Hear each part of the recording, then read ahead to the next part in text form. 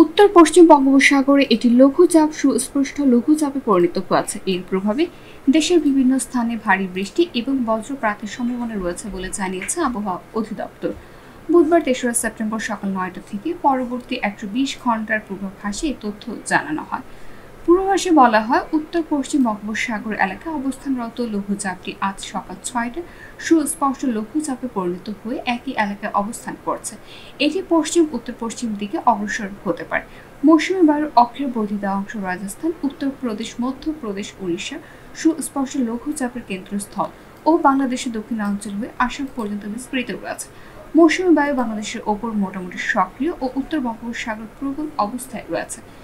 এদিন বুধবার সকাল ৯টা থেকে পরবর্তী ২৪ ঘন্টার পূর্বাভাসে বলা হয়, রংপুর, খুলনা, বরিশাল, চট্টগ্রাম ও সিলেট বিভাগের অনেক জায়গায় এবং রাজশাহী, ঢাকা ও ময়মনসিংহ বিভাগের কিছু কিছু জায়গায় অস্থায়ীভাবে দমকা হাওয়া সহ হালকা থেকে মাঝারি ধরনের বৃষ্টি বা বজ্রবৃষ্টি হতে পারে।